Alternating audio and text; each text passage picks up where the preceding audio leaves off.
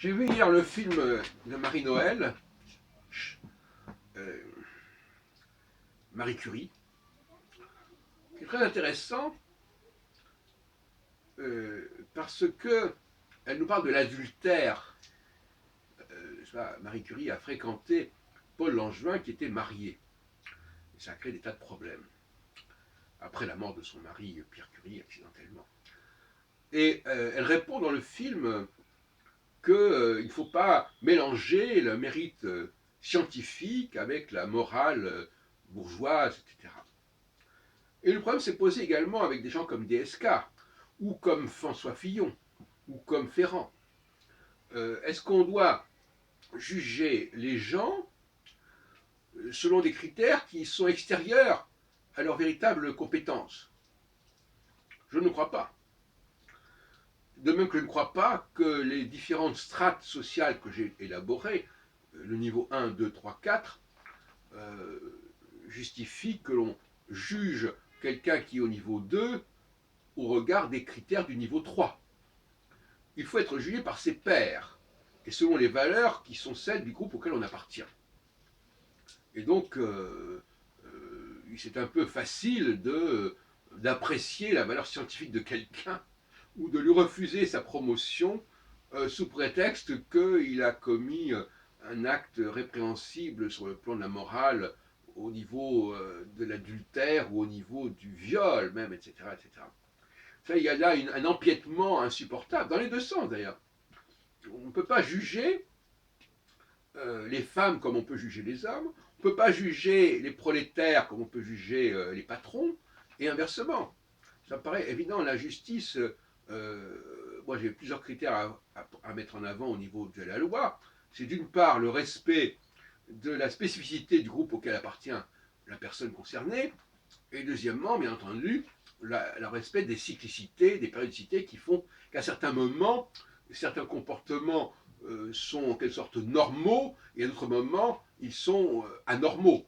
Enfin, et ça, tout ce champ-là est complètement occulté et étranger, en quelque sorte, ou en tout cas ignoré par la philosophie du droit, qui se veut systématique, intemporelle, etc., etc., ce qui est absolument aberrant. Donc, voilà ce que je voulais vous dire sur ce sujet. Et puis, je ferai une petite, pour terminer cette petite causerie, je vais actuellement beaucoup au théâtre, et ce qui me paraît intéressant, c'est voir un comédien jouer des rôles très différents d'une pièce à l'autre. Bon, c'est une évidence. Mais sur le plan linguistique, c'est intéressant, parce que le comédien, c'est le signifiant. C'est qu'en fin de compte, le comédien peut jouer des rôles très différents. Tout comme un signifiant, c'est-à-dire le mot, si on veut, peut avoir des signifiés successifs très différents. Le signifiant, c'est une sorte d'outil, en fin de compte. Une femme peut accoucher d'enfants extrêmement différents. Un lecteur de CD peut jouer des textes, des disques très différents. Un pianiste, au cours d'une soirée, d'un concert, peut jouer des compositeurs très différents. Donc, quand on peut jouer des choses très différentes, d'un moment à l'autre, c'est qu'on est un outil. Le véritable créateur, il ne joue pas à ce jeu-là. Le véritable créateur, il a sa démarche, il a sa propre création, il a une unité d'expression, alors que celui qui applique, il a une unité de fonctionnement.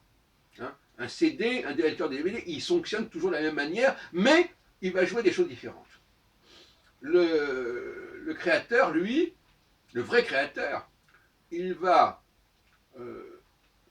dire des choses qui sont dans une lignée, dans une progression complètement cohérente, même s'il peut y avoir des renversements. Et donc, par conséquent, ça n'est pas comparable. Il y a un fossé entre le compositeur et l'interprète. Il y a un fossé absolu. Tout comme il y a un fossé entre celui qui envoie le message et le messager. Parce que le messager, au fond, il peut véhiculer n'importe quel message. La chose dans les sons. C'est ça le problème du messager. Et en ce sens-là, il est un outil. C'est un outil au service. Alors, il y a des outils à plusieurs niveaux.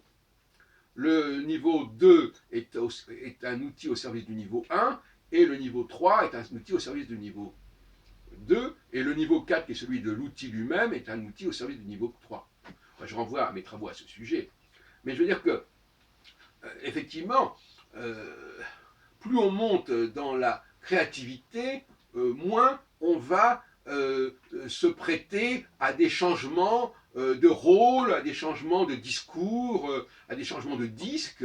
Et on va rester sur une ligne bien précise au niveau du contenu, c'est-à-dire au niveau du signifié, alors que plus on descend vers le bas, plus finalement, ce qui est important, c'est la personne elle-même, c'est-à-dire le comédien par exemple, et ce qu'il va jouer ou ce qu'il va dire est secondaire. Donc là, en haut, c'est plutôt l'objet du discours qui est important, en bas, c'est plutôt le sujet qui tient le discours qui est important.